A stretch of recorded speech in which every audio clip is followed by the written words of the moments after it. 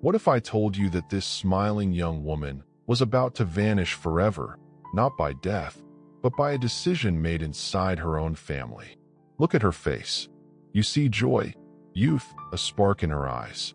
You think you're looking at a happy moment in the summer of 1938. But history will tell you, this is one of the last times Rosemary Kennedy would ever smile like this again. In just 3 years, that smile will be gone. Her words will be gone, and the person she was, erased. And it wouldn't be an accident, or an illness, or an act of war. It would be a choice. Her name was Rosemary Kennedy, 20 years old, the eldest daughter of one of America's most ambitious families. To the world, she was a Kennedy, and in the America of the late 1930s, that meant privilege, influence, and a future paved with promise. But behind the closed doors of the Kennedy household, there were secrets, and Rosemary's life was the one they guarded most tightly. Today, we know her as the sister of a president, the sister of a senator, the sister of an attorney general. But in this moment, frozen in black and white, she was something else entirely. A young woman who had dreams, desires, and a spark the world was never meant to see. Because just 3 years after this photo was taken, that spark would be dimmed forever. And the decision to silence her would come from the people who were supposed to protect her. The Kennedys were not just a family. They were an empire in the making. Joseph P. Kennedy Sr., the patriarch, was a man obsessed with success. Business, politics, reputation, everything was a strategic game to him. And his children? They were his pieces on the board. Every move had to be perfect. Every public appearance, calculated. Rose Kennedy, the matriarch, was deeply religious, devoutly Catholic, and equally committed to the idea that her family was destined for greatness. Her children were raised under strict discipline. Charm in public, perfection in appearance, and absolute loyalty to the family name. In 1938, the Kennedy family took a highly publicized trip to Europe. It was a grand tour, part vacation, part political positioning, as Joseph Sr. was serving as the U.S. ambassador to the United Kingdom. They met dignitaries, attended glamorous events, and appeared in newspapers across both continents. Rosemary, dressed impeccably, smiled for the cameras, just as she's smiling here. But Rosemary's life was not like her siblings. Born in 1918, she had struggled from the very beginning. Complications during her birth left her with mild intellectual disabilities. She was slower to walk, slower to speak, slower to learn. And in a family obsessed with achievement, that was unacceptable. In public, Rosemary was presented as charming and gentle. She was beautiful, with dark hair, wide eyes, and a graceful presence that turned heads. But behind the scenes, there were concerns. As she grew older, Rosemary's moods became unpredictable. Sometimes she was sweet and affectionate, other times frustrated and prone to sudden outbursts. The Kennedys, fearing public embarrassment, began to hide these episodes. By her teenage years, Rosemary's differences were becoming harder to disguise. She lagged behind in school. Socially, she was vulnerable, too trusting, too eager to please. Her parents worried she might attract the wrong kind of attention, especially from men. And in the rigid moral climate of the 1930s, a daughter's reputation could make or break a family's standing. This was the world in which Rosemary smiled for the camera, a world where image was everything and reality was negotiable. The photo itself was likely taken during that European trip in 1938. If you could step into the scene, you'd hear the chatter of voices around her, siblings, aides, maybe reporters nearby, the smell of polished leather from a car just behind her. The air, carrying both the charm of European summer and the tension of pre-war politics. In this fraction of a second, Rosemary isn't the problem her parents whispered about in private.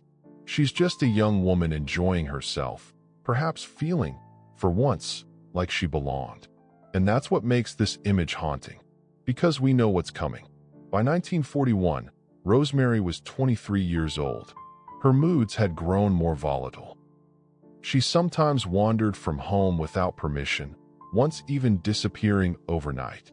The family's public image, especially with Joseph Sr.'s political ambitions, was at risk. The whispers within the Kennedy household turned into plans. In those years, medicine's understanding of mental health was crude, and treatments ranged from ineffective to brutal.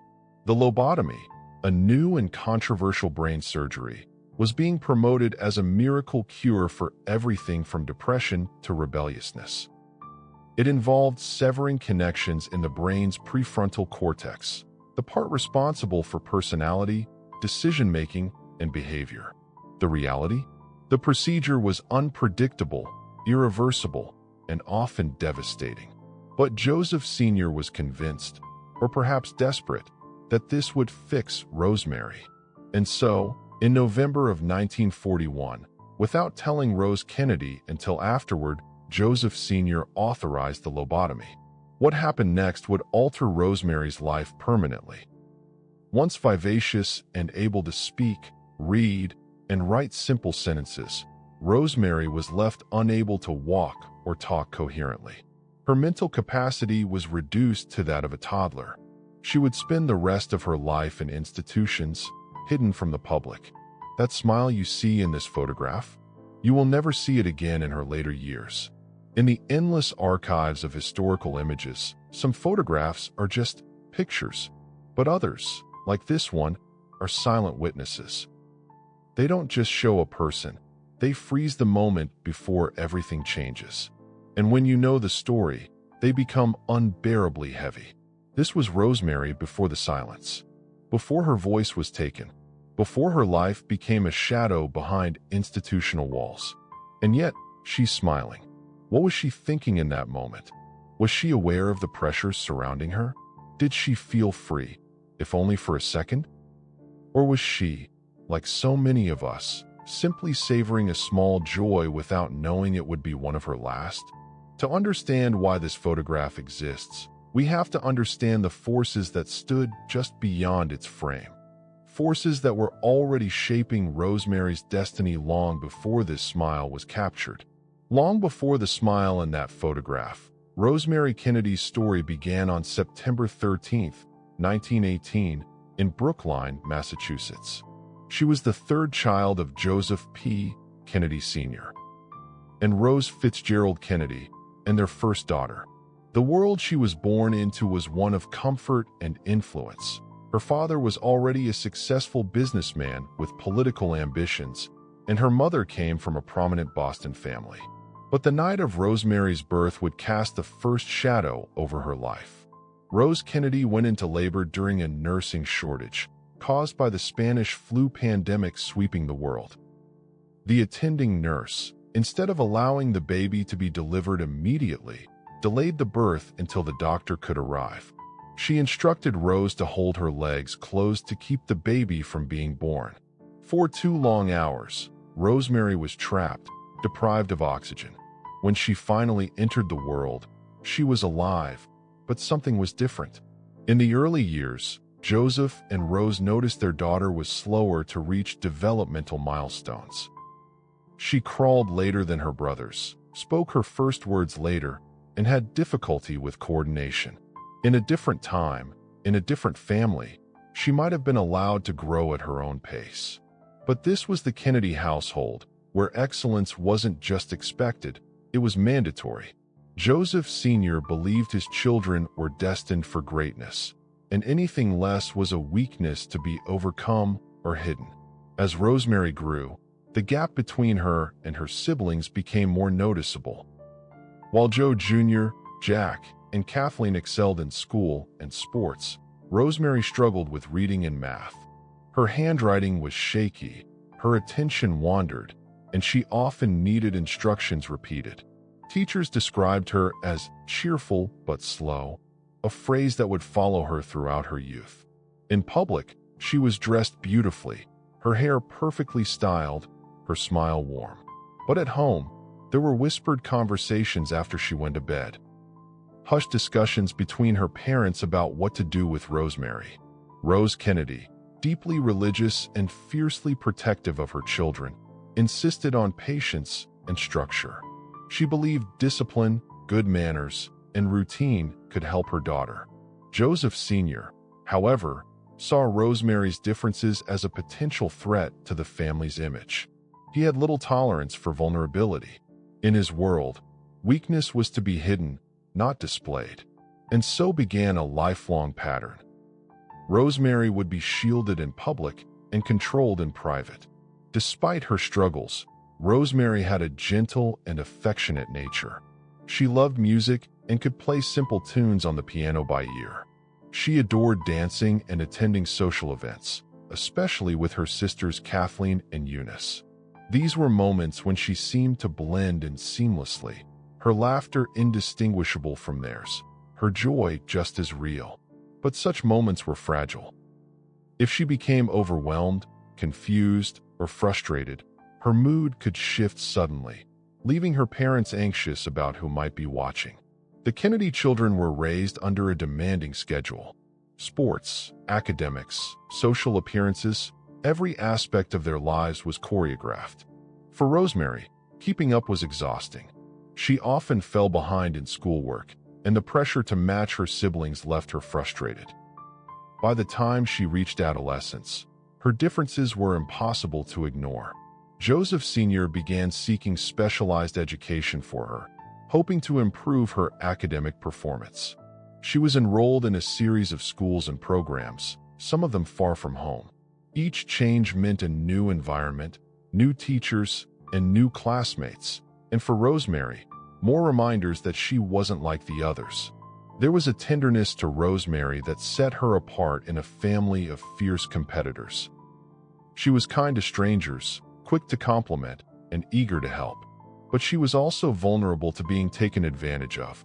In a world where appearances were everything, this vulnerability terrified her parents.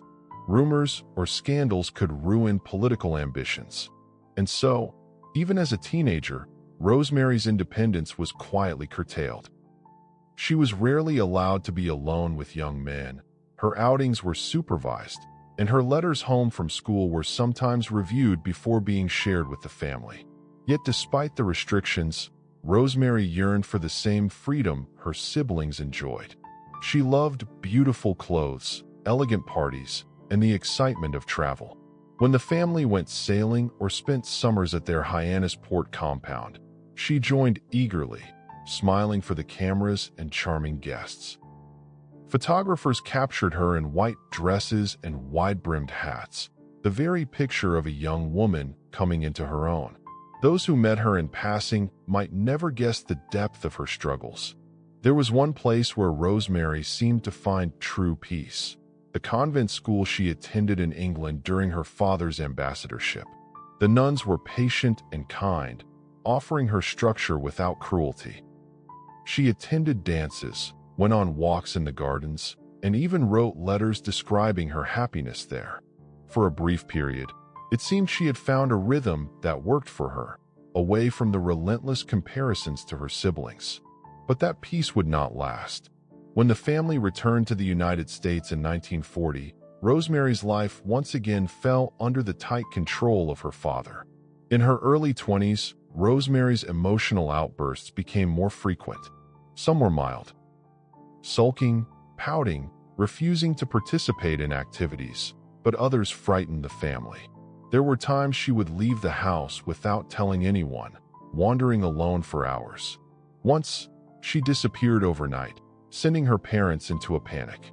In the Kennedy household, such unpredictability was unacceptable, not just because they worried for her safety, but because they feared public perception. Joseph Sr., already calculating future political campaigns for his sons, began to see Rosemary not as a daughter to protect, but as a problem to solve. Still, there were glimpses of the young woman she might have been. Friends remembered her love of dancing, her gentle humor, and her warm hugs. She dreamed of romance, perhaps even marriage, though her parents discouraged such hopes. She longed to be seen as capable and independent, yet was rarely given the chance to prove herself. In photographs from this time, You can see the tension, the practiced smile, the straight posture, the awareness that she is being watched. Even in moments of joy, there is a fragility just beneath the surface. By 1941, that fragility, combined with her father's relentless need for control, would set in motion a decision that would change everything. The seeds of that choice were planted in her earliest days. In the moment she was held back from birth, in the childhood shaped by constant comparisons, and in the golden cage of a family that valued perfection above all else. The smile in the 1938 photograph carries all of that history. It is the smile of a woman who has learned to perform happiness, even as shadows gathered just out of sight. By the late 1930s, the Kennedy name was becoming something more than just a family identity. It was a brand. Joseph P. Kennedy Sr. was no longer simply a wealthy businessman. As U.S. ambassador to the United Kingdom, he was rubbing shoulders with political leaders, royalty, and the international elite.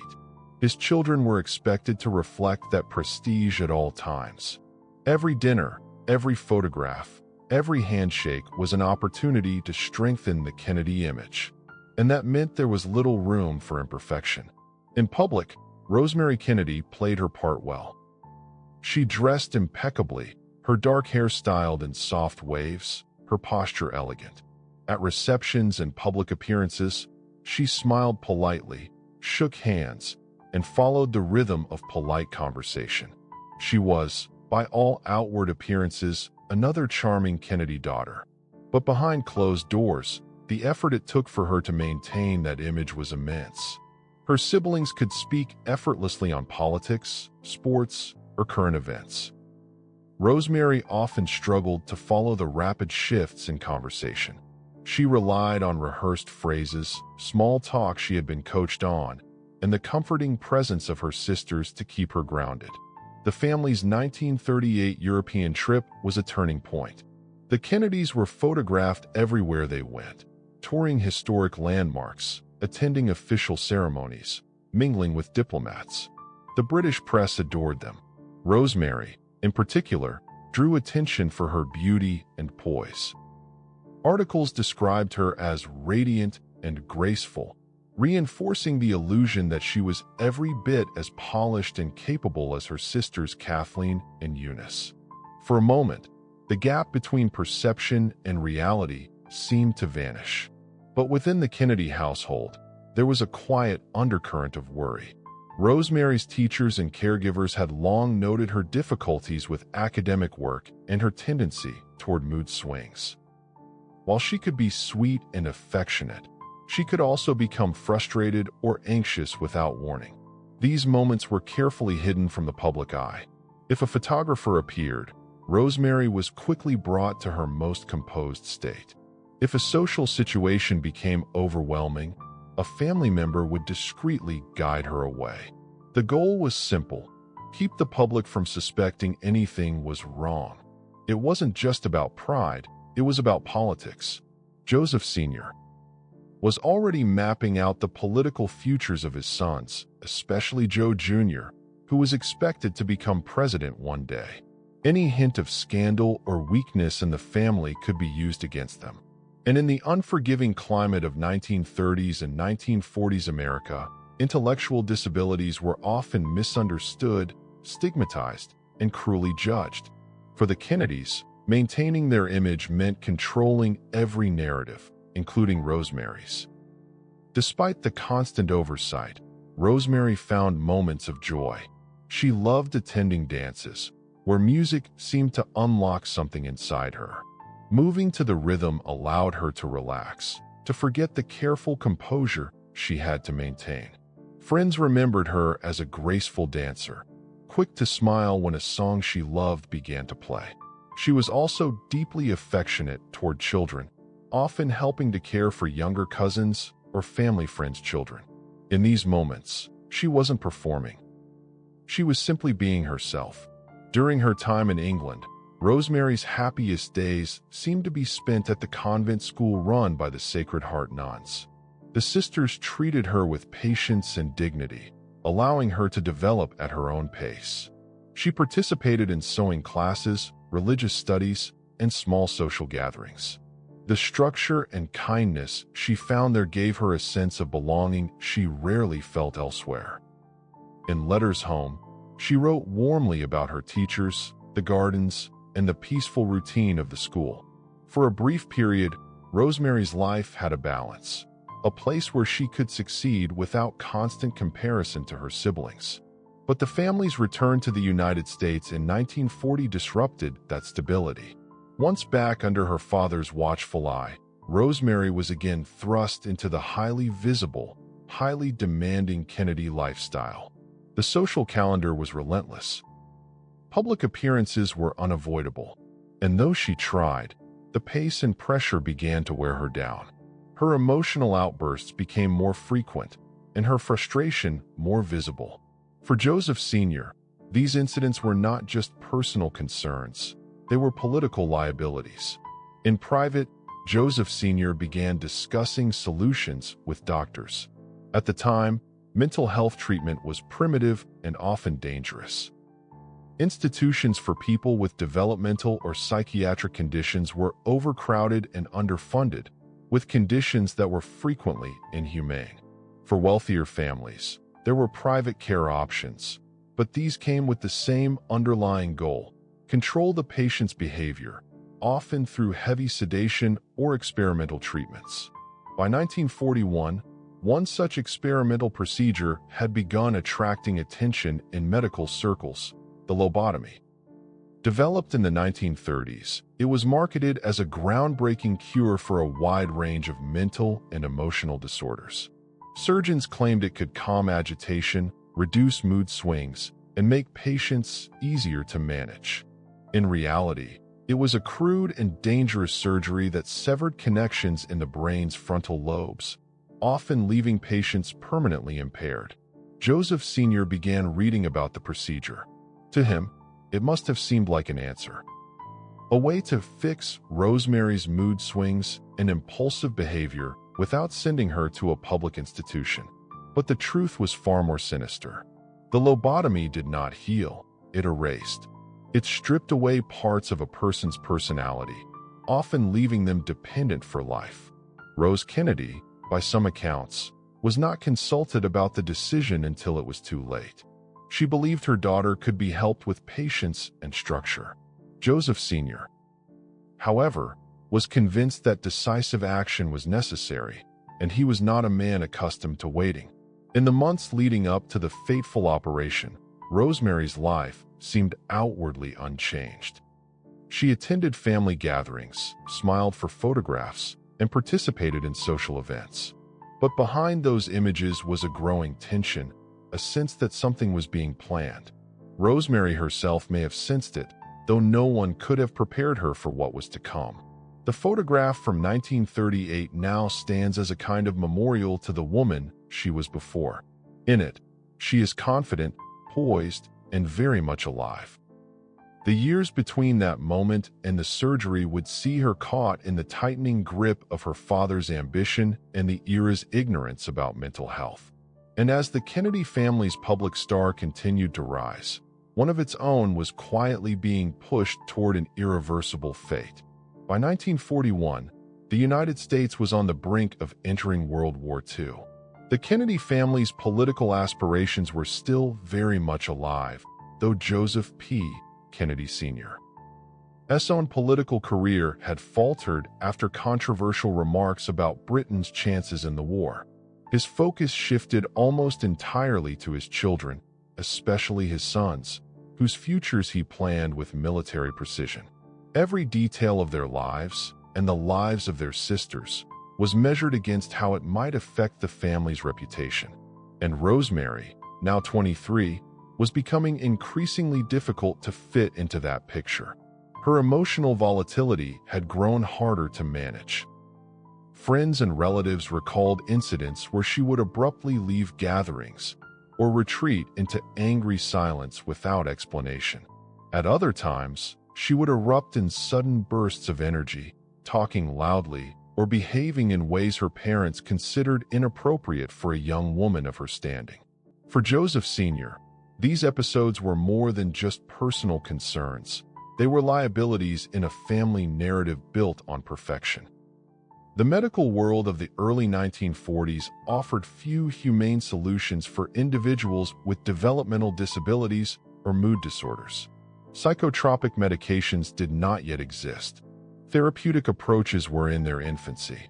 The options ranged from custodial care in institutions, often grim and isolating, to experimental procedures with little scientific backing. And in those circles, one treatment was being touted with increasing enthusiasm: the prefrontal lobotomy. Invented in the 1930s by Portuguese neurologist Antonio Egas Moniz, the lobotomy involved drilling into the skull and severing connections in the brain's frontal lobes. Moniz claimed remarkable results: calmer patients, fewer outbursts, easier management. In 1949, he would even win the Nobel Prize for the procedure, a decision that would later be widely condemned. But in 1941, the lobotomy was still hailed in some quarters as a miracle of modern psychiatry. In the United States, the most prominent advocate was Dr. Walter Freeman, a neurologist with a flair for showmanship. Freeman, along with neurosurgeon Dr. James Watts, performed hundreds of lobotomies across the country, often on patients with depression, schizophrenia, or behavioral issues. They promised families that the surgery could smooth over troubling behavior, even restore a semblance of normal life. The risks, permanent disability, personality changes, even death, were downplayed. Joseph Sr. began reading medical literature and speaking with doctors. For a man accustomed to decisive action, the lobotomy may have seemed like a way to normalize Rosemary without the public shame of institutionalization. If it worked, she could remain part of the family's public life. If it didn't, well, failure was not something Joseph Sr. was known to admit openly. Accounts differ on how much Rose Kennedy knew before the surgery was arranged. Some say she was told only after Joseph had already made the decision. Others suggest she knew but deferred to her husband's authority. What is clear is that Rosemary herself was not given a meaningful choice. In an era when patients, especially women, had little agency over medical decisions, her consent was neither sought nor valued. By the fall of 1941, the plan was set. Dr. Freeman and Dr. Watts would perform the procedure in Washington, D.C. Rosemary was told she was going for a medical treatment that would help her. She may have believed it. She trusted her father's judgment, and she had been raised to obey without question. The days leading up to the surgery were unremarkable on the surface. Rosemary attended family dinners, walked in the garden, perhaps even laughed with her sisters. No one told her that life as she knew it was about to end. In photographs from that autumn, she still carries herself with the same dignity seen in the 1938 image, a young woman whose only crime, in her father's eyes, was not fitting perfectly into the family mold. The operation took place in November 1941. Freeman and Watts began by drilling 2 small holes into Rosemary's skull. As was standard at the time, the patient was kept awake during much of the procedure to allow the surgeons to monitor their responses. Freeman later described, in chilling detail, how Rosemary began reciting the Lord's Prayer and singing "God Bless America" during the operation, her voice growing quieter as the surgeons cut deeper into the tissue of her brain. When it was over, the transformation was immediate and irreversible. Rosemary could no longer speak coherently. Her vocabulary was reduced to a handful of words. She lost the ability to walk without assistance. Her once bright expressions faded into a vacant stare. The spark captured in the 1938 photograph was gone. For Joseph Sr., the reality of what had been done was impossible to ignore, but he did not publicly acknowledge the decision as a mistake. Instead, Rosemary was quietly removed from the family's daily life. She was placed in a series of care facilities before being moved to the St. Coletta School for Exceptional Children in Jefferson, Wisconsin, where she would live out the rest of her days. The secrecy surrounding the lobotomy was total. Most of the Kennedy children were told little or nothing about what had happened. Eunice Kennedy, in particular, would later become one of Rosemary's fiercest advocates. But at the time, even she was kept largely in the dark. To the outside world, Rosemary had simply gone away for health reasons. The contrast between the vibrant young woman in that photograph and the person who emerged from the surgery is almost too stark to comprehend. In 1938, she had been a daughter, a sister, a dancer, a friend. After 1941, she became a hidden chapter in the Kennedy story, a chapter the family worked hard to keep closed. But photographs have a way of defying silence. They capture not just the surface, but the echoes of what came before. The smile Rosemary wore in that summer of 1938 was genuine in that moment. It belonged to a young woman who loved music, who found joy in dancing, who wanted to belong. It also belonged to someone standing on the edge of an unspoken plan, a plan that would end the life she knew without ending her heartbeat. That is why this image is more than just a piece of family history. It is a warning, a reminder of how easily a life can be altered by the decisions of others, and how even the brightest moments can carry the weight of what's to come. The morning after the surgery, the world outside moved on as if nothing had happened. Washington's streets bustled with life. Newspapers carried headlines about the war raging overseas, about political speeches and economic forecasts. But inside the quiet recovery room where Rosemary Kennedy lay, everything had changed.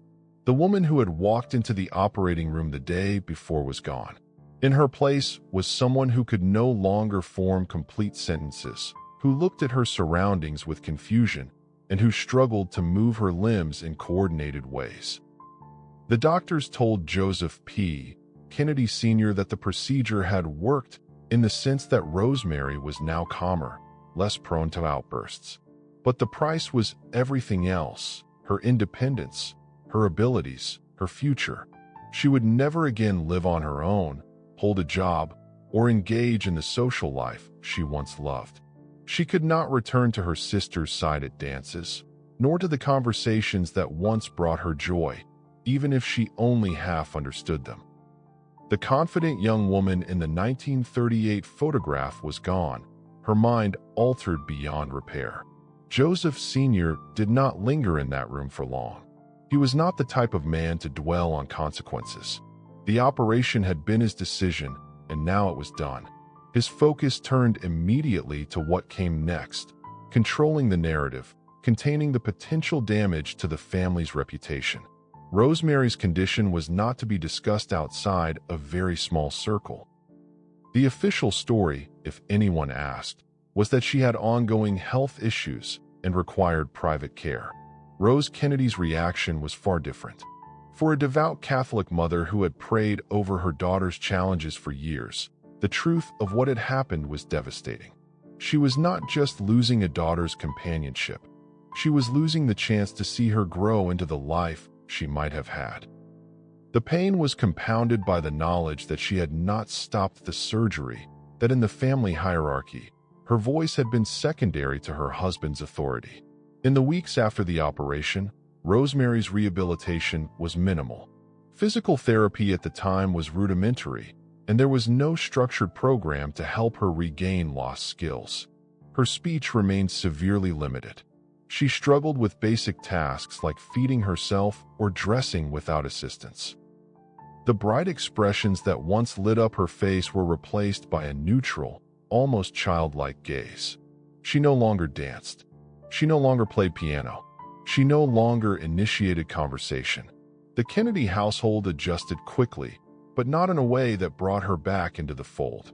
Instead, she was moved to a series of private care facilities. These were not the overcrowded state institutions of the era, but they were still places of isolation. Staff members provided for her basic needs, but the vibrant social world of the Kennedys was far away. Visits from family were rare at first and carefully managed. The less seen, the less explained. Meanwhile, The Kennedy children carried on with their public lives. Joe Jr. was in the Navy. Jack was preparing for his own political path. Kathleen and Eunice were active in social and charitable circles. They rarely spoke of Rosemary to outsiders, and even among themselves, details of her situation were limited. In part, this was the culture of the time. Families often hid relatives with disabilities to avoid stigma. But in the Kennedy case, it was also strategy. The image of a perfect, unstoppable clan had to remain intact. The secrecy was so complete that even close friends of the family had no idea what had happened. They might have noticed Rosemary's absence from public events, but they accepted vague explanations about her health. The press, less invasive than it would become in later decades, did not press for answers. And so, a veil settled over Rosemary's life, separating her from the world she had once been part of. Behind that veil, Rosemary adapted as best she could. Her days became a routine of meals, short walks, and simple activities. She enjoyed listening to music, though she no longer danced. She responded to familiar voices and faces with a smile, but conversations were fragmented. Her world had shrunk to the boundaries of the institution's grounds and the occasional family visit. Decades would pass in this way, seasons changing outside, wars beginning and ending, presidents rising and falling, while her life remained frozen in the aftermath of that November morning. For Joseph Sr., the lobotomy was a closed chapter. He did not speak publicly about it, and within the family, it was treated as a subject to be avoided. For Rose, the wound was deeper. Her faith taught her to accept suffering as part of life, but the knowledge that her daughter's suffering had been chosen, not by fate, not by illness, but by human decision, was a burden she carried quietly. She visited when she could, bringing small gifts, rosary beads, and gentle conversation. Rosemary recognized her mother, but their connection was now filtered through a haze of limited understanding. The absence of Rosemary from the public stage altered the Kennedy family's trajectory in subtle ways. Eunice, in particular, was deeply affected. She would later channel her grief and frustration into a lifelong commitment to advocating for people with intellectual disabilities, founding the Special Olympics, and working to improve care and acceptance. But in 1941, that mission was still decades away. For now, the silence around Rosemary was nearly total. The photograph from 1938, taken years before this moment, began to take on a different weight for those who remembered. It was no longer just a snapshot from a family trip to Europe.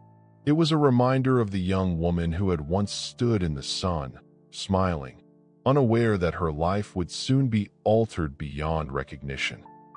Those who had known her before spoke quietly about her kindness, her warmth, the way she loved to dress up and be part of the excitement around her.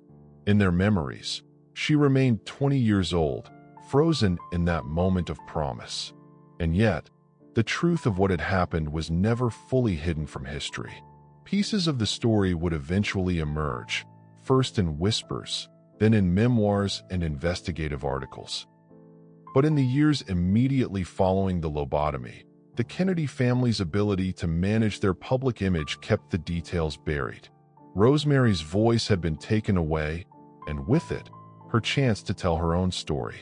In the stillness of those early days after the operation, one thing became clear. The smile captured in that summer photograph would never return. It belonged to a time before control became confinement, before a father's decision reshaped a daughter's entire existence.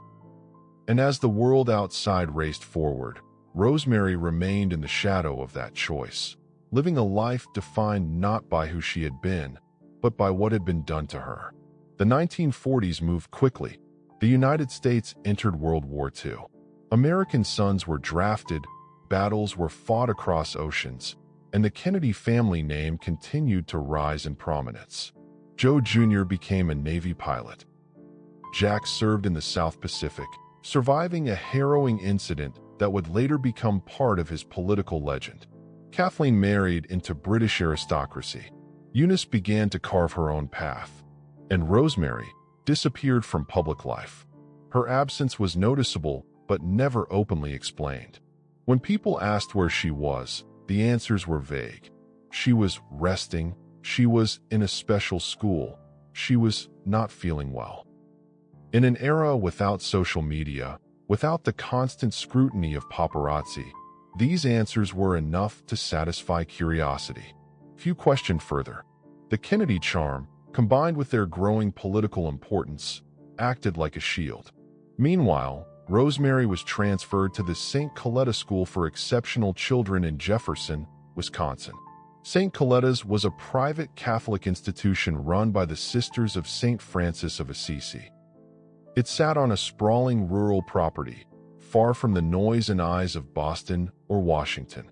The air smelled of pine trees and fresh-cut grass in summer, and would smoke in winter. It was quiet, safe, and far removed from everything Rosemary had known. Her life there settled into a predictable rhythm. She lived in a modest residential building, her room decorated with simple furniture and a few personal items, photographs, rosary beads, a crucifix above the bed. Her days began with morning prayers, followed by meals in the communal dining room. There were small activities, arts and crafts, music listening sessions, walks in the gardens. But the world beyond the gates of St. Coletta's might as well have been on another planet. For Rosemary, the concept of time blurred. Seasons passed, snowy Wisconsin winters melting into green springs, hot summers giving way to the red leaves of autumn. Staff members changed, nuns came and went, but her life remained the same. She still enjoyed listening to music, sometimes tapping her fingers along to a familiar hymn. She recognized her mother's face during visits and responded with a smile. But her vocabulary never returned. Her ability to read and write, once limited but functional, was gone. Family visits were sporadic. Rose Kennedy made the trip from the East Coast when she could, bringing small treats or new clothes.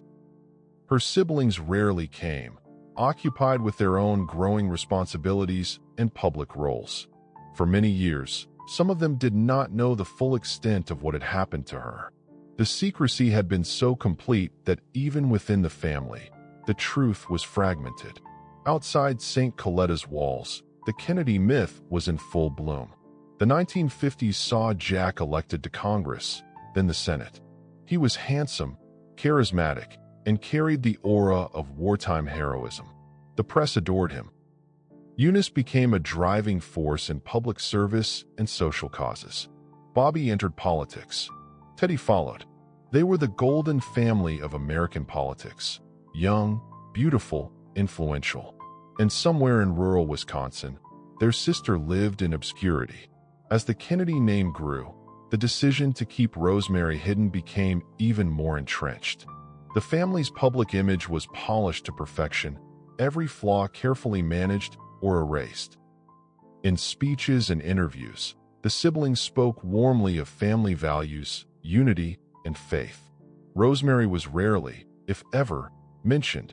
When she was, it was in the vaguest possible terms, as if she were simply living a private, peaceful life away from the spotlight. Inside St. Coletta's, Rosemary was cared for, but she was also isolated. She had no say in where she lived or how her days were spent. The staff, while kind, understood that she was not to be photographed or discussed with outsiders. For decades, her world remained frozen in the aftermath of 1941. Rose Kennedy's visits were often bittersweet. She would sit beside her daughter, holding her hand, speaking gently about family news. Sometimes Rosemary would respond with a smile, a soft word, or a squeeze of the hand. Other times, she seemed distant, her gaze drifting away. Rose maintained her composure, but those who knew her well could see the sorrow in her eyes when she left. The outside world changed rapidly. The Kennedys experienced soaring victories and devastating losses. In 1944, Joe Jr. was killed in a wartime mission. In 1948, Kathleen died in a plane crash. In 1960, Jack was elected President of the United States, making history as the youngest man ever elected to the office.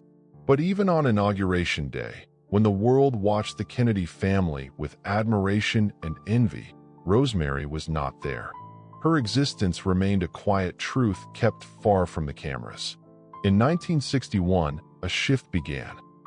President John F. Kennedy's sister, Eunice Kennedy Shriver, had grown increasingly involved in causes related to people with intellectual disabilities. Unlike her father, she did not see Rosemary as an embarrassment, but as someone who deserved compassion and inclusion. Visiting Rosemary had opened Eunice's eyes to the lack of resources, understanding, and respect for people in similar situations. It planted the seeds for what would become the Special Olympics years later. Still, in the early 1960s, Rosemary's name was rarely spoken outside the family. The Kennedy image machine was as powerful as ever, and the choice to keep her life private remained firm. Only a small circle of people in Jefferson, Wisconsin, knew that the sister of the president lived quietly among them. Through the long winters, the political triumphs, and the personal tragedies that shaped the Kennedy dynasty, Rosemary's days at St. Coletta's continued with little change. She attended Mass, participated in light physical activities, and received occasional visits. The smile from the 1938 photograph, the open, confident expression of a young woman in her 20s, was replaced by a gentler, more reserved smile, one that came slowly, almost shyly, when she recognized someone she loved. The decades of silence were not just about keeping her hidden from the public. They were about locking away a chapter of the Kennedy story that didn't fit the legend. But photographs, no matter how few, have a way of surviving. And someday, the truth behind that smile would begin to emerge. By the early 1960s, the Kennedy family had reached a level of fame and influence unmatched in modern American politics. John F. Kennedy was president. Robert F. Kennedy was Attorney General. Ted Kennedy had been elected to the U.S. Senate. The Kennedy name was synonymous with youth, energy, and the promise of a better America. Their photographs graced magazine covers. Their speeches inspired millions. They were the American royal family. And yet, one member of that family remained almost completely absent from the narrative. Rosemary Kennedy was still living quietly at St. Coletta's in Jefferson, Wisconsin. Decades had passed since the 1938 photograph. Decades in which she had not walked into a gala, not sailed on the family's yachts, not joined them for holidays at Hyannisport in any public way. Her world was measured in short walks, mealtimes, and the occasional letter from her mother. She existed in the margins of her own life. But inside the Kennedy family, something had begun to change. Eunice Kennedy Shriver, Rosemary's younger sister, had always felt a deep connection to her. She remembered the Rosemary who danced, who laughed, who tried so hard to keep up with her siblings. And she remembered the shock of visiting her after the lobotomy, seeing the difference, knowing something irreversible had been done. That memory never left her. Eunice had spent much of her adult life working on social causes, but by the early 1960s, she began to focus intensely on intellectual disabilities. At the time, there was little public understanding, almost no government funding for services, and deep stigma. People with such conditions were often institutionalized for life, hidden away like Rosemary. Eunice knew her sister's story was not unique, but it was deeply personal. She began writing articles and giving interviews about the need for better care, education, and acceptance for people with intellectual disabilities. In 1962, she published an article in the Saturday Evening Post that shocked many readers. In it, she revealed for the first time that the Kennedy family had a sister with an intellectual disability. She did not go into detail about the lobotomy, but she described Rosemary's challenges and her life at St. Coletta's. It was a turning point, the first crack in the wall of silence. The reaction was immediate. Letters poured in from families across the country, thanking Eunice for speaking about an issue so often kept in the shadows. Some shared their own experiences, telling her about children or siblings hidden away, about the shame and isolation they felt. For many, it was the first time someone with such a powerful platform had acknowledged their reality. President Kennedy supported his sister's efforts. He established the President's Panel on Mental Retardation, which worked to improve federal funding and resources for people with intellectual and developmental disabilities. This was a radical step in an era when the topic was rarely addressed at the highest levels of government.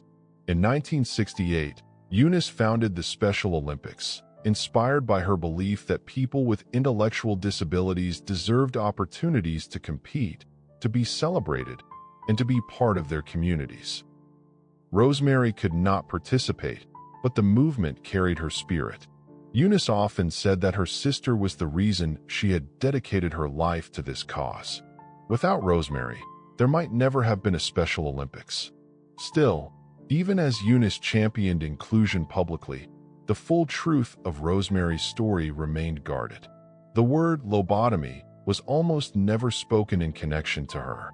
To acknowledge it would have been to admit to a choice that, by then, was widely condemned.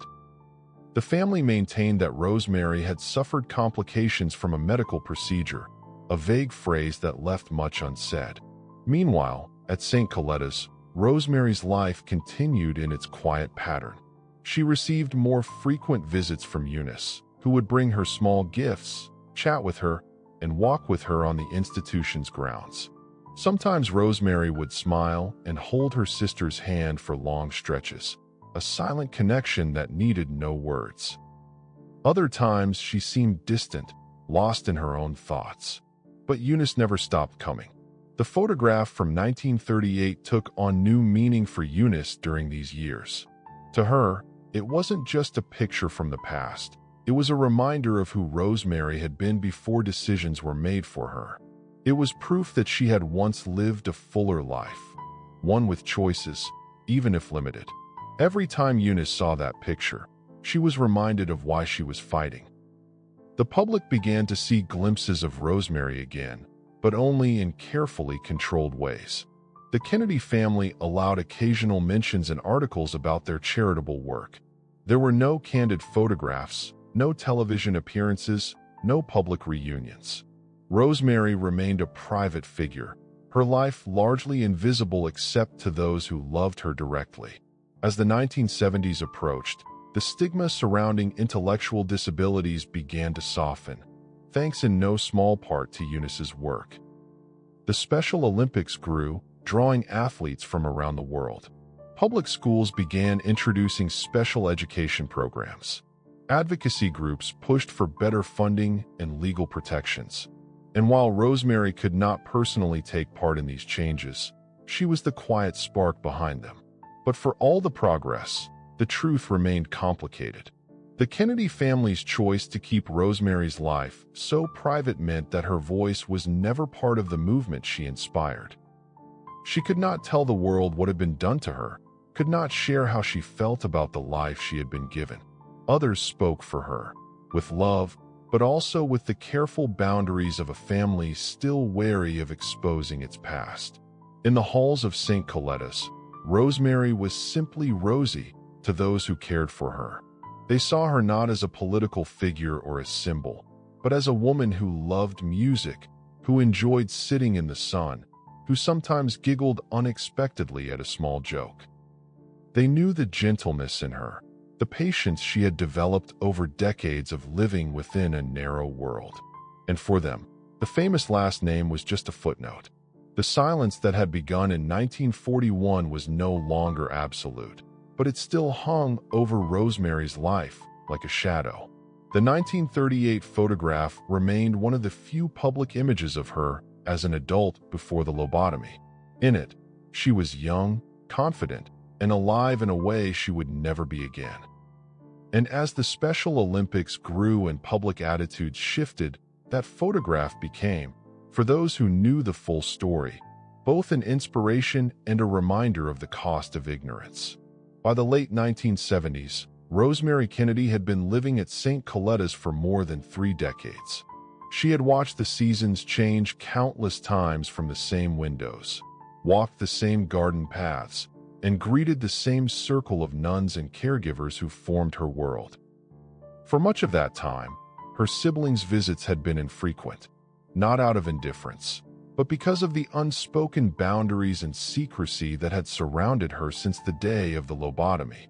But as the years passed and the Kennedy family weathered triumph and tragedy, the distance began to close. The catalyst was Eunice. Her devotion to Rosemary had never wavered, and as the Special Olympics gained international recognition, she began encouraging her siblings to visit more often. She believed that Rosemary's isolation, while partly necessary for her care, had also been a wound for the family, one that could begin to heal through presence. And so, slowly, the reunions began. The first significant return came from Ted Kennedy. By then, he had endured his own share of political and personal storms. Visiting Rosemary was an emotional experience. The sister he remembered from youth, the one who loved to dance and laugh, was gone. In her place was a woman with a slower smile, a simpler vocabulary, and a lifetime of routine etched into her days. But when Ted walked into the room and spoke her name, Rosemary's eyes lit up. She reached for his hand, holding it tightly, as if no time had passed at all. In that moment, the decades of separation seemed to dissolve. Bobby Kennedy had visited her before his assassination in 1968. He had been deeply moved by her situation and reportedly told close friends that he regretted not being able to do more for her. Photographs from those private visits never made it to the public, but family members recalled the tenderness he showed, bending down to meet her gaze, speaking softly, letting her set the pace of their interaction. Jack, as president, had never been able to visit Rosemary as often as he might have wished. But in moments of privacy, he had spoken to Eunice about her, expressing concern for her well-being. His presidency was cut short before he could see her again in the way Eunice had hoped. Still, Rosemary followed the lives of her siblings in the only way she could, through the bits of news, photographs, and stories her mother and the nuns shared with her. The most profound reunion came in the 1980s, when the family began bringing Rosemary to Hyannisport during the summer months. For the first time in decades, she was back among the rhythms of Kennedy life by the sea. The compound, with its wide porches and salty air, had been the backdrop of her youth. Now, as an older woman, she returned in a wheelchair, her mobility limited but her awareness unmistakable. She could feel the ocean breeze on her face, hear the laughter of children, nieces and nephews she had never met before.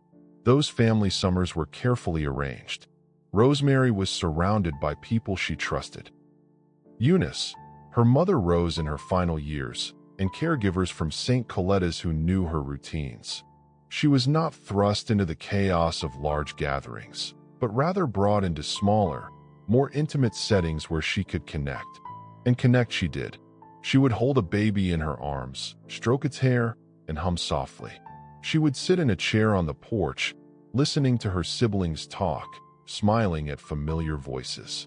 Even without long conversations, her presence was felt. For the younger Kennedys, meeting Rosemary was a revelation. They had grown up hearing her name, knowing she was their aunt, but understanding little of her life.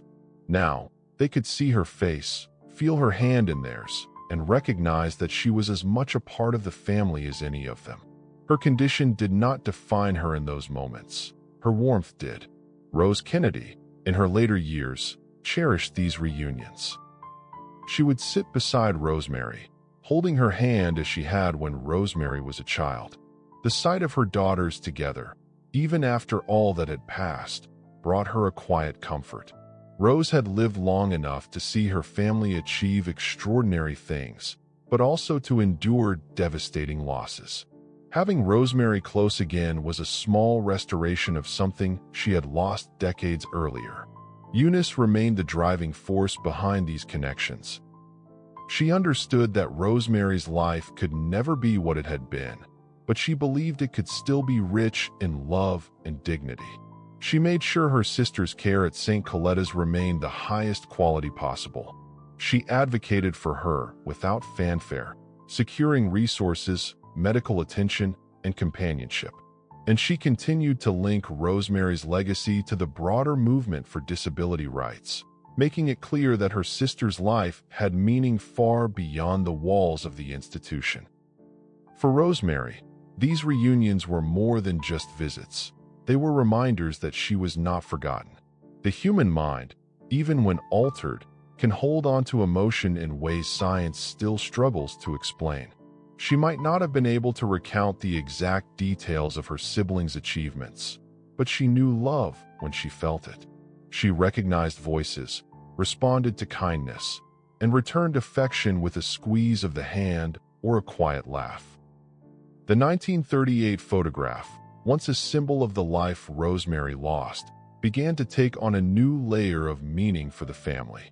It was still a reminder of what had been taken from her, but it was also a link, a visual bridge between the young woman in the hat, smiling at the camera, and the older woman in a wheelchair, smiling at her family on a porch in Hyannisport. The essence of Rosemary, gentle and loving, had endured. These reunions did not erase the past, nor did they undo the decisions made in 1941, but they softened the edges of the silence. They allowed Rosemary to be a sister again, an aunt, a presence in family life rather than a hidden figure. And for the Kennedys, they offered a chance, however belated, to weave her back into the fabric of their story. As the years moved toward the 1990s, Rosemary's health began to decline. Age brought new challenges. Reduced mobility, increased medical needs, and the inevitable toll of decades spent in a controlled environment. Yet she remained a fixture at family gatherings, always accompanied by familiar caregivers, always greeted with warmth. The long exile was over, at least in spirit, even if she never returned fully to the world she had once known. By the late 1990s, Rosemary Kennedy was in her 80s. She had lived through nearly an entire century, yet most of it had been in the quiet seclusion of St. Coletta's and the careful embrace of her family. Her world was small, but within its boundaries, she had carved out a kind of peace. Her daily routine was predictable: morning prayers, meals at the communal dining hall, gentle activities, and visits from familiar faces. Age had slowed her further, but she retained the capacity to respond with warmth to those she recognized. Physically, she had become more fragile. Her once thick dark hair had thinned and turned white. Her hands showed the delicate lines of age, and she moved primarily with assistance. Even so, there was a dignity about her, a quiet grace that had survived decades of change. Her smile, now softer and slower to appear, still had the power to light her face when she was greeted by someone she loved. The family, now spanning multiple generations, had woven her back into their gatherings. Nieces and nephews who had once been children now brought their own families to meet her. They understood, perhaps more than the previous generation, that Rosemary's story was part of their history, a reminder of compassion, of mistakes made, and of the resilience of the human spirit. The taboo that had once surrounded her name was gone within the family. She was spoken of openly, her presence acknowledged without hesitation. Eunice Kennedy Shriver remained her fiercest advocate, visiting as often as possible. Even as Eunice aged and her own health declined, she prioritized time with Rosemary. They would sit together in the garden at St. Coletta's, the Wisconsin air carrying the scent of pine and freshly cut grass. Eunice would talk about her children, about the Special Olympics, about memories of their youth. Rosemary would listen quietly, sometimes responding with a soft word or a squeeze of the hand. Their bond was unshakable. In the early 2000s, the Kennedy family began to speak more candidly in public about Rosemary's life. Books, interviews, and documentaries acknowledged her existence, her challenges, and, carefully, the lobotomy that had changed her forever. There was no sensationalism in how her siblings and nieces spoke of her. Instead, they framed her life as a source of motivation for the family's advocacy work. The Special Olympics, now a global movement, was openly credited to Rosemary's influence on Eunice's mission. By 2005, Rosemary's health had begun to fail more noticeably. She experienced periods of illness, and her mobility decreased further. Yet she still enjoyed sitting in the sun, holding a loved one's hand, or listening to music. Hymns and soft classical pieces seemed to reach her most deeply, triggering faint movements of her lips as if she were humming along. Even near the end, she responded to kindness in the same way she always had, with that gentle, unmistakable smile.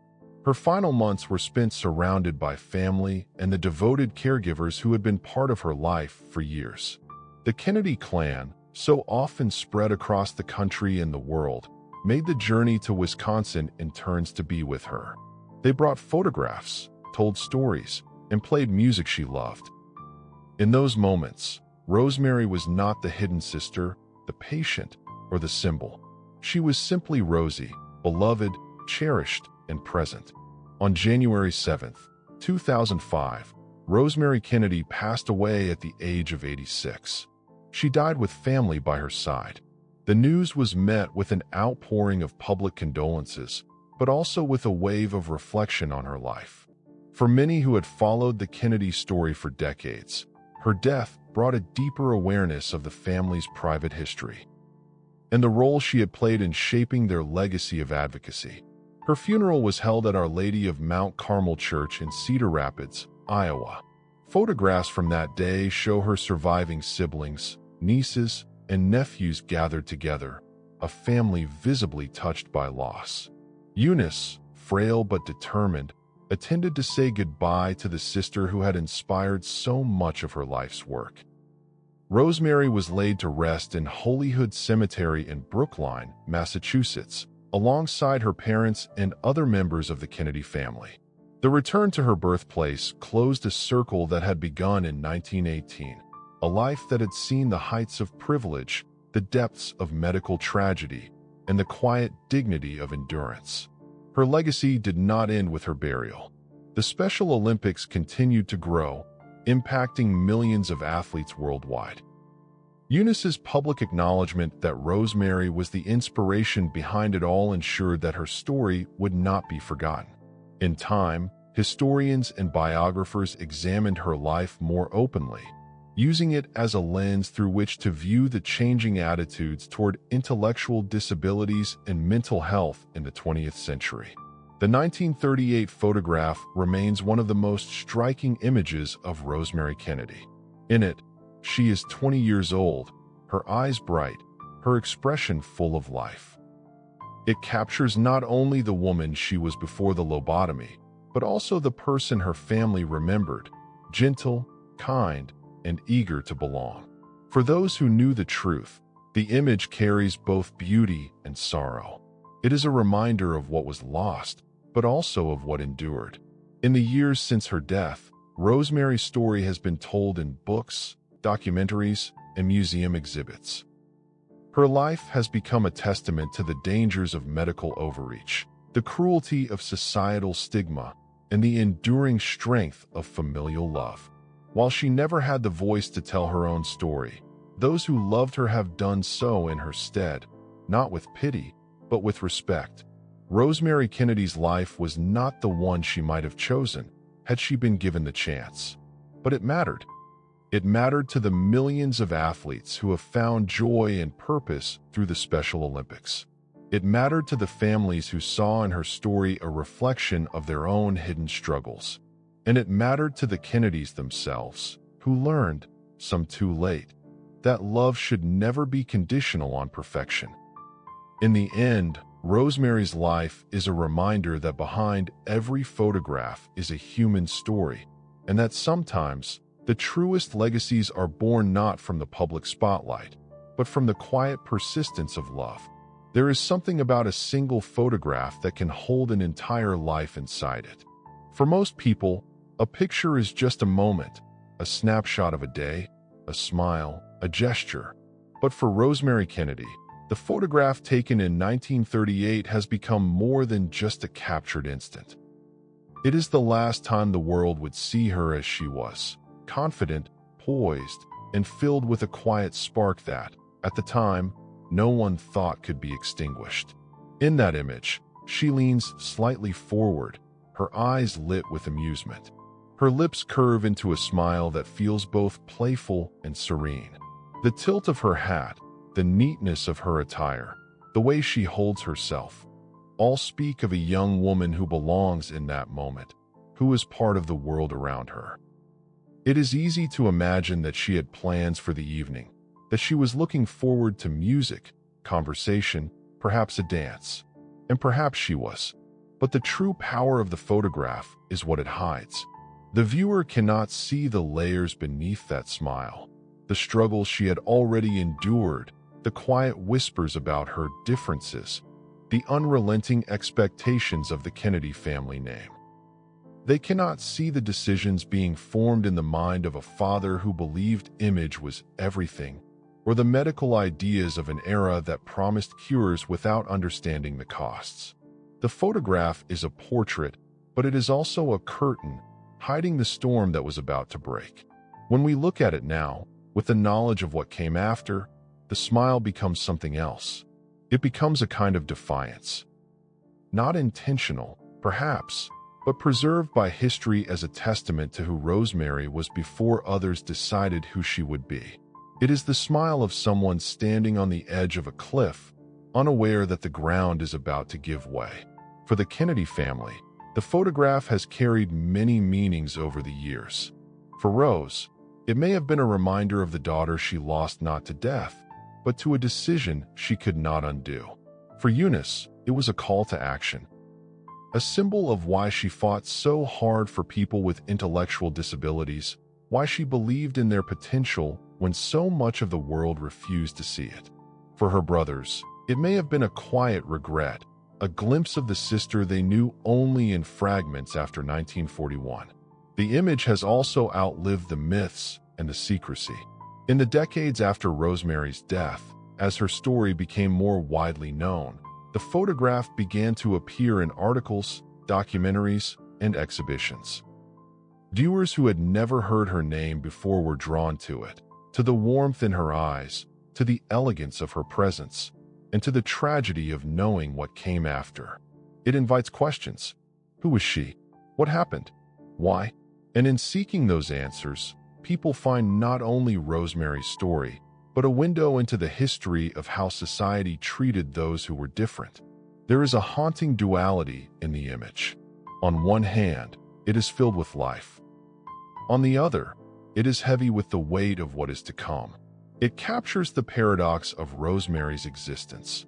She was both part of one of the most famous families in America and utterly removed from the world they inhabited. She was loved, but she was also hidden. She was celebrated in private, but erased in public. And yet, the photograph also holds something beautiful, something untouchable. The surgery, the years of isolation, the absence from the public stage. None of these could reach back in time to alter that moment. That smile remains intact. That glance toward the camera remains hers alone. It is proof that, for all that was taken from her, there was a time when she stood unbroken. For those who see the photograph now, there is an unspoken responsibility to see Rosemary not only as a victim of her era's ignorance, but as a person who mattered, whose life had value, whose presence changed the course of history in ways she could never have imagined. Without her, there might not have been a Special Olympics. Without her, millions of athletes and families might never have found the platform and community that exists today. Without her, Eunice's fight might have taken a different form, or perhaps never happened at all. The photograph also challenges us to consider the hidden stories in our own families, in our own histories. How many lives have been shaped by decisions made without their consent? How many smiles and old photographs hide struggles we will never fully know? Rosemary's image forces us to look closer, to remember that every face has a story, and that the stories we don't tell are often the ones that most need to be heard. In the end, the photograph of Rosemary Kennedy in 1938 is not just a relic. It is a piece of living history. It carries the light of who she was, the shadow of what happened, and the enduring truth that her life, though altered beyond recognition, left an imprint on the world. It stands as a reminder that progress in understanding, compassion, and acceptance is often written in the lives of those who were denied it. And perhaps that is why, decades later, the image still moves us. Because it is more than a picture of a young woman in a hat. It is a portrait of possibility. A possibility that was cut short, but not erased. It is a moment that belongs wholly to Rosemary, untouched by the choices that followed, and it is ours now to keep, to remember, and to learn from. When we think about history, we often think in terms of dates, events, and famous names. We imagine moments of triumph and moments of tragedy, played out on the grand stage of politics, wars, and revolutions. But history is also made in the quiet, unseen corners of life. In the choices that never make headlines, in the lives that unfold far from the public eye. Rosemary Kennedy's story lives in that space, and it is precisely there that its power lies. Her life was not defined by the office she held, the laws she passed, or the speeches she gave. It was defined by something far more intimate. The way her existence shaped those around her, the ripples of change she set in motion without ever intending to. She never asked to be the hidden sister, the private sorrow, or the quiet inspiration for a global movement. Yet she became all of those things. The 1938 photograph has become the lens through which we remember her, a lens that focuses not only on the young woman she was, but also on the questions she leaves behind. What would her life have been if she had been given the support and understanding that exists today? What if her differences had been embraced instead of concealed? What if the medical science of her time had chosen compassion over control? We cannot change the answers to those questions. The choices were made, and their consequences shaped the rest of her life. But we can decide what her story means now, and how it shapes the way we see others who may be different from ourselves. Her smile, that smile from 1938, is still speaking. It speaks to the danger of valuing appearances over humanity, of allowing fear or ambition to dictate how we treat those who are vulnerable. It speaks to the resilience of a person's essence, even when so much else is taken away. And it speaks to the enduring truth that every life has worth, regardless of its conformity to our expectations. Rosemary's story reminds us that progress is not just measured in laws passed or institutions reformed. It is measured in the way we see and treat the people in front of us, in the moments when no one is watching. It is measured in whether we choose to hide someone away because they challenge our definition of normal, or whether we choose to stand beside them, to adapt, to learn, and to love without conditions. The Kennedy family's decision to keep Rosemary's life private for so long is a reminder of how powerful and how dangerous silence can be. Silence can protect, but it can also erase. For decades, the world did not know her, and in that absence, a part of her was lost to history. Yet when her story began to emerge, it changed the way millions thought about intellectual disabilities. That is the paradox of her life. She was hidden, but she still became a catalyst for change. We live now in a time when more voices can be heard, when stories like Rosemary's have a chance to reach the world. But that doesn't mean the work is done. There are still lives lived in the shadows, still decisions made without the consent of those most affected, still moments where dignity is sacrificed in the name of convenience or image. Her life challenges us to do better, not just in policy, but in personal choice. And so, when you look at her photograph, don't see only what was lost. See what remains. See the person who loved to dance, who found joy in music, who could light up at the sight of someone she cared for. See the legacy she left through Eunice's tireless advocacy in the Special Olympics. See the millions of athletes whose victories on the field began with one woman's unseen journey. Her life may not have been what she would have chosen, but it was not meaningless. It was, in fact, immeasurably important. She mattered to the people who loved her, to the movement she inspired, and to the countless strangers who have found courage and compassion through her story. And she matters still. One day, decades from now, someone will look at the photograph of Rosemary Kennedy without knowing her name. They will see a young woman smiling in the summer of 1938. They won't know the medical history, the family legacy, or the tragedies that followed. They will simply see her smile. And maybe, just maybe, they will feel something, a spark of curiosity, a moment of connection. And that will mean she is still here, still speaking through that frozen moment in time. History does not belong only to those whose names are etched in monuments. It also belongs to the ones whose lives were quiet, whose battles were fought in private, and whose impact was felt not in headlines, but in hearts. Rosemary Kennedy was one of those people. And now that you know her story, it is yours to carry forward, not with pity, but with respect, and with the determination to ensure that no one else's life is shaped by silence and shame. That is the gift she leaves us.